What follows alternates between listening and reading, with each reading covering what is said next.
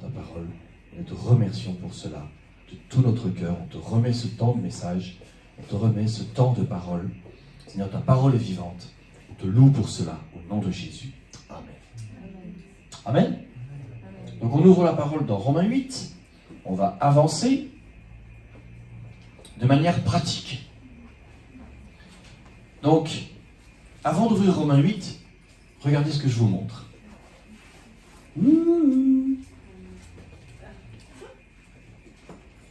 C'est pas parce que c'est Noël. Regardez bien ça. C'est vous et c'est moi. Vous vous reconnaissez? Regardez-vous mieux. On s'en fiche de ce qu'il y a dedans. Est-ce que vous vous reconnaissez dans la boule? Pourtant vous y êtes. Comment dire? Là vous vous voyez mieux? Hein? Et là vous vous voyez mieux? Je sens qu'il faut une petite explication. Je vois qu'il commence à croiser les bras. Bien. Vous savez qu'il y a le caractère légal et le caractère grâce. Laissez tomber les agendas. Il y a le caractère légal et le caractère grâce. Ça va jusque-là? Voici un caractère grâce.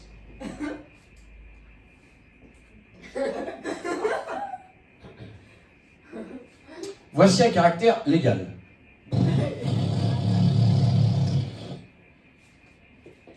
Ça, c'est un légal qui part se coucher.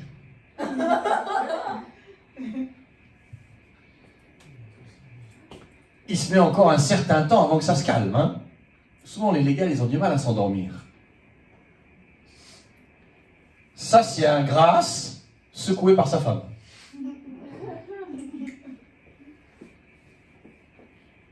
Hein? Il y avait un grâce, ça peut bouger, hein? Ah, il a été beaucoup secoué, hein? Et ça, c'est les grâces et les légales ensemble, en train de chanter le Seigneur à l'église. Tous au même diapason. Tous avec la vie de Jésus. Tous avec l'onction du Seigneur qui nous change et qui agit dans nos cœurs. Amen. Amen. On se résume. On va attendre que le légal fasse la place aux grâces. Voici donc un grâce. Il ne se passe pas grand-chose souvent. Hein. Ça les arrange.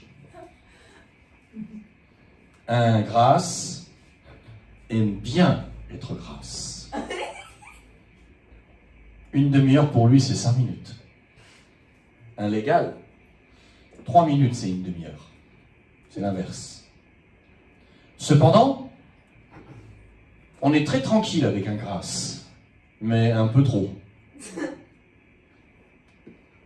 Et c'est pour ça qu'il faut être dans l'église pour être secoué au moins un peu par les légales. Et pour le légal, il faut qu'il s'assoie à côté d'un grâce pour que ce soit plus calme. Pas trop longtemps, parce que si ça devient 2 grâces, ça n'ira plus. Amen. Pourquoi je vous montre ça? Je vous montre ça parce que on a lu beaucoup de versets dans Romains 8. On va tous les relire. À partir du verset 1, il n'y a donc maintenant aucune condamnation pour ceux qui sont en Jésus-Christ.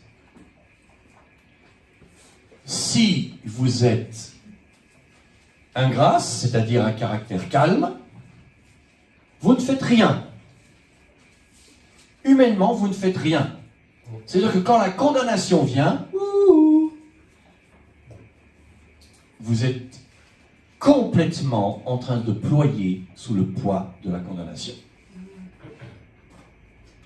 Et si vous êtes un légal, vous essayez d'agiter la condamnation dans tous les sens. C'est le bazar et le désordre. Et vous vous en sortez pas plus que celui qui fait rien. L'équilibre, c'est de se présenter devant Dieu. Seigneur, je suis un grâce. Fais-moi bouger selon ta parole. Seigneur, je suis un égal. Fais-moi bouger selon ta parole. Si vous êtes un caractère bouillant, c'est-à-dire un légal, demandez au Seigneur de vous canaliser. Si vous êtes un grâce, c'est-à-dire un caractère calme, demandez au Seigneur de vous mettre en mouvement. Parce que sinon, vous ne vivrez jamais la libération. Il n'y a donc maintenant aucune condamnation pour ceux qui sont en Jésus-Christ. En effet, la loi de l'esprit de vie en Jésus-Christ m'a affranchi de la loi du péché et de la mort. Pour que tu changes de loi, tu dois changer de pièce. Pour que tu changes de loi, tu dois changer de mentalité. Pour que tu changes de loi, tu dois changer d'endroit. Tu dois changer de fréquentation. Dans le calme ou dans l'agitation. Mais tu dois changer. Tu dois te mettre en mouvement. Ce qu'on est en train de vivre, ce qu'on est en train de parler dans Romains 8, c'est de la bombe atomique qui peut bouleverser ta vie totalement. Mais si tu ne fais rien, il ne se passera rien. Amen. On avait lu également le verset 11. Si l'esprit de celui qui a ressuscité Jésus-Christ d'entre les morts habite en vous, alors l'esprit qui a ressuscité Christ d'entre les morts rendra aussi la vie à vos corps mortels par son Esprit Saint qui habite en vous. Le Père donc rendra, le Père qui a ressuscité Christ d'entre les morts rendra aussi la vie à vos corps mortels par son Esprit qui habite en vous. On vient de prier pour les malades. On n'a pas essayé de produire la guérison. On ne peut pas. On n'a pas essayé de produire une prophétie ou une parole de miracle. Mais on s'approche de celui qui peut. Amen. Et on s'y approche avec notre caractère. Que tu sois grâce, que tu sois légal, approche-toi de Dieu. Amen. Approche-toi de Dieu. Amen. Alléluia. Amen.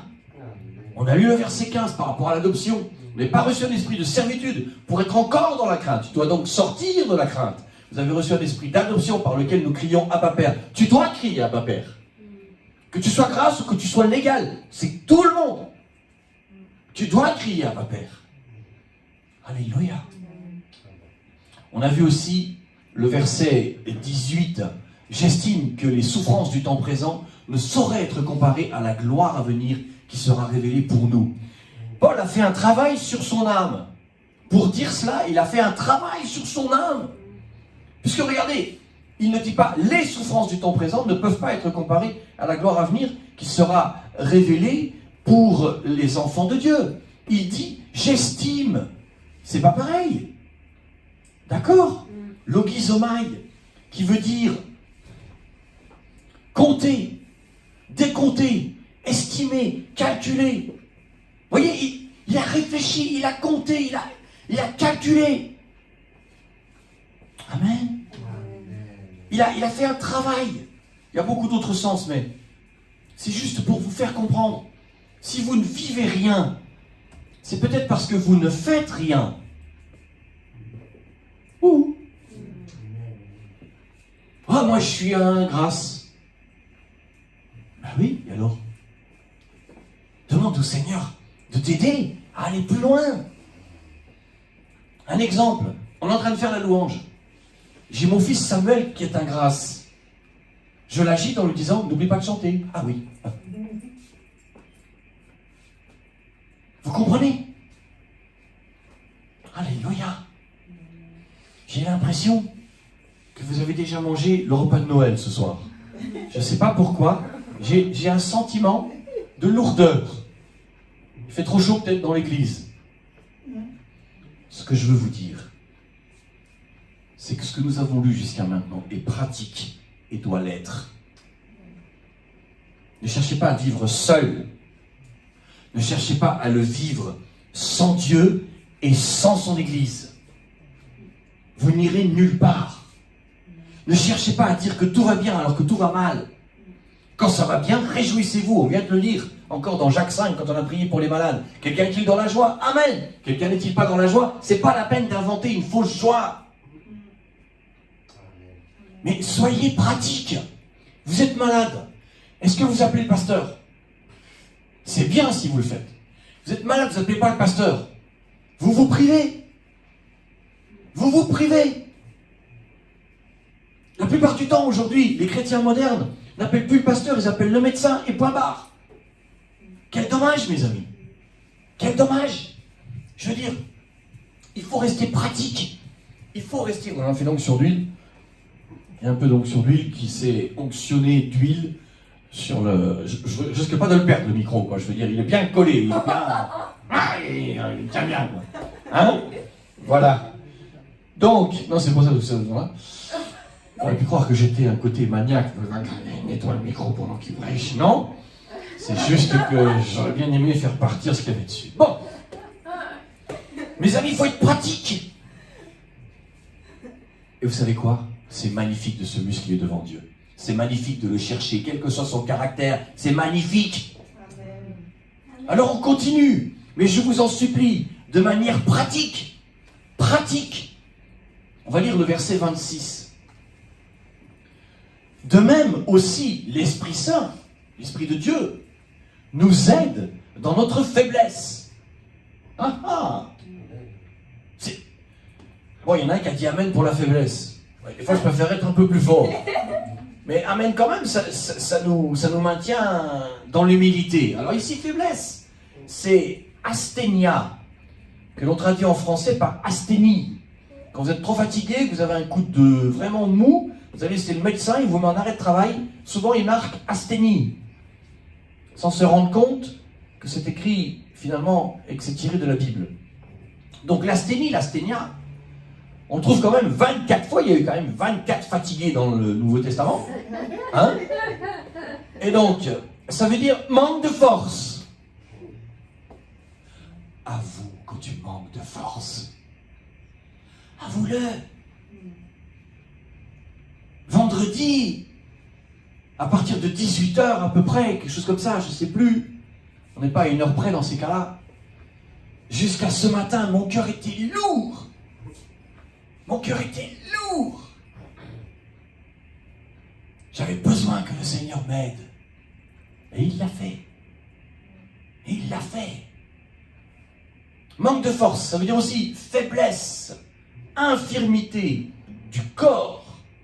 Fragilité, faiblesse de constitution, faiblesse de santé, maladie, faiblesse de l'esprit, manque de force, manque de capacité nécessaire pour comprendre une chose. J'ai beaucoup d'asthénie, moi, à la maison, pour faire comprendre les choses. Des fois, j'ai beaucoup d'asthénie pour faire comprendre le mode d'emploi du lave-vaisselle, de l'aspirateur. Hein? Mais moi aussi, j'ai besoin des fois d'aide, et des fois j'ai de l'asthénie. Je donne un exemple. Hier, on va chercher un congélateur avec un fer. Neuf. Alors d'abord, on amène le vieux. On repart avec le neuf.